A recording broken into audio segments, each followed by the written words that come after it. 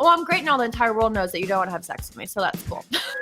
He's going to be so embarrassed listening to this now. Like, come on, that wasn't like a thing. My grandmother's calling me like, what is this? You're on the New York Post about, wrecking a home. And I'm like, no. You started a podcast called Bear With Us with your boyfriend, Matt Polinsky. How did that come about? Yeah, I'm so excited that this even happened. This was never a thing. Like, it was never supposed to be a thing, but we can thank quarantine for this because that's why we're in the position we're in now. We were quarantining together and we were just so bored. So like one night we're having drinks and I was like, you know what we should do? Like maybe tomorrow we should do a little talk show on my Instagram. And he was like, I thought he for sure was gonna be like, that's the dumbest idea I've ever heard. But he was like, okay. And again, he had been drinking. So I'm like, is he gonna remember in the morning that like he agreed to do this? So like 10 a.m. rolled around and he's like, are we ready to do it? I'm like, hell yeah, like let's do it.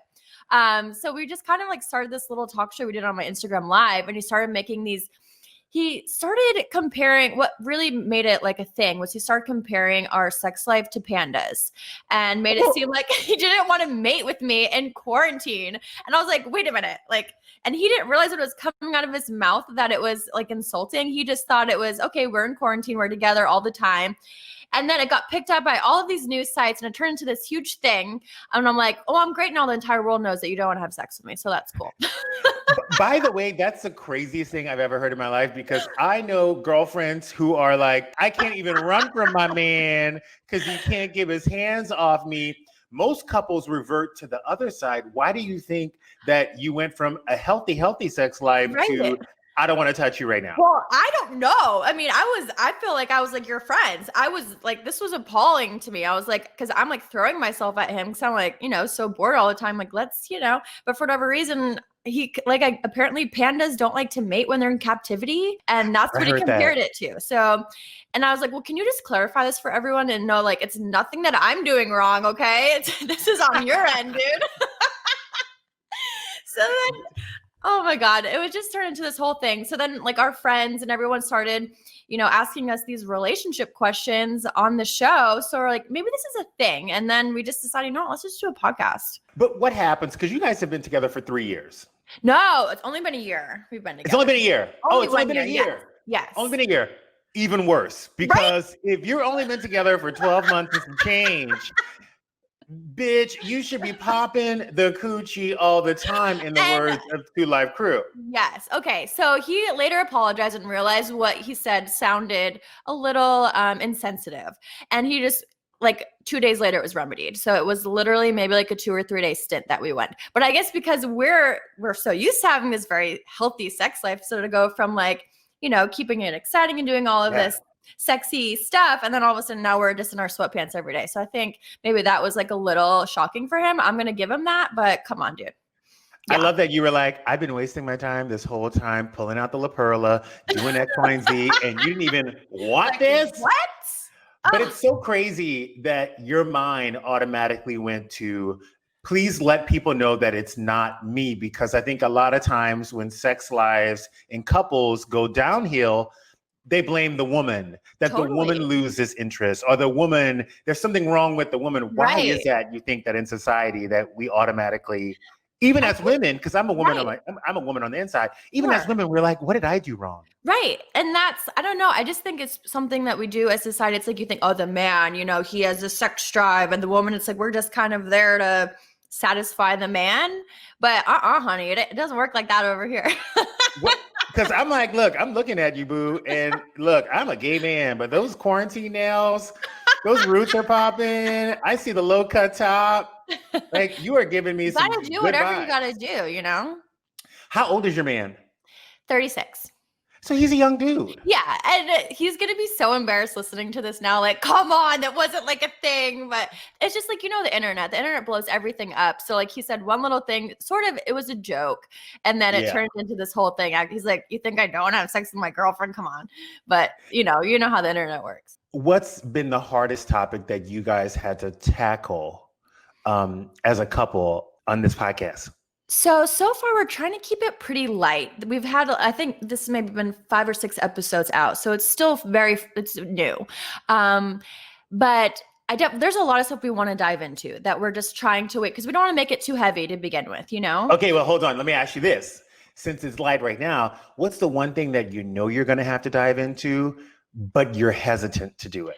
Well, for sure. I mean, how we came out to the world, we came out with this bogus story in the New York Post because he's divorced.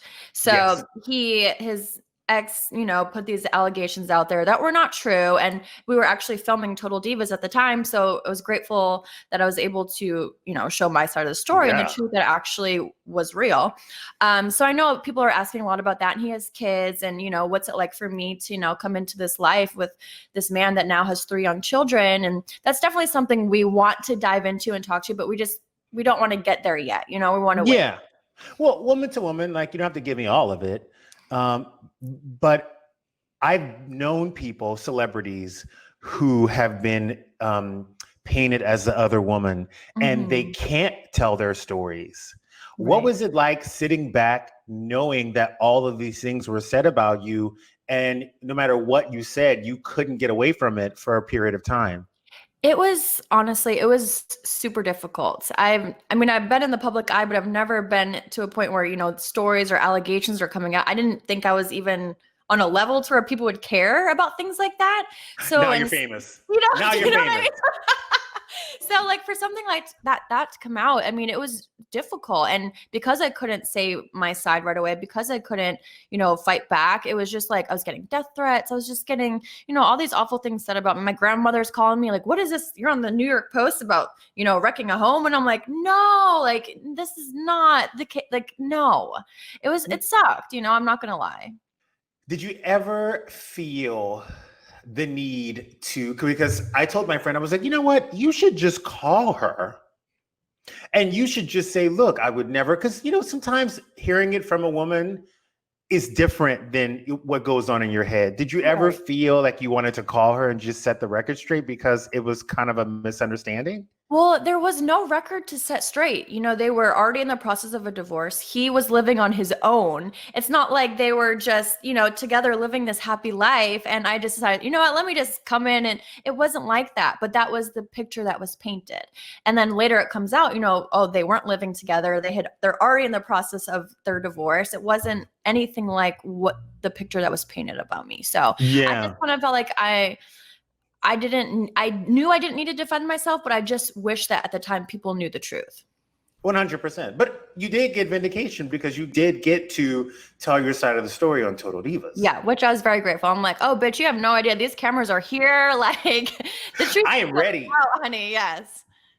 Another thing that you mentioned was dating a man with 3 kids. A lot of women say, oh my God, I don't want to date a man with baggage. I don't know if I can do a man with an ex-wife and 3 kids. Were you one of those women before you met Matthew?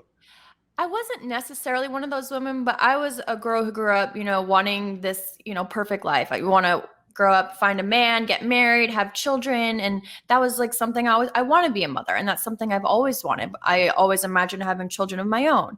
But I just feel so strongly about him. I love him so much. And I just there was nothing that was going to, if we got past this was in the very beginning of our relationship when all of these allegations were coming out. We had just started dating. What a way to start a relationship. Right. So he was like, if you leave me right now, I totally get it. And I felt so bad that he would even think that, but to me, he's so worth all of the bullshit that we went through, and I adore his children, and this wasn't something I ever envisioned for my life, but now that I'm in this life, I couldn't imagine it any other way. All right, you guys, to listen to this whole interview, go to wherever you listen to podcasts, click on Just a Sip and sip this tea. Like what you saw? Hit subscribe. You don't want to miss any new episodes of Just a Sip, and you can catch up on any past episodes. The tea was hot, I'm telling you.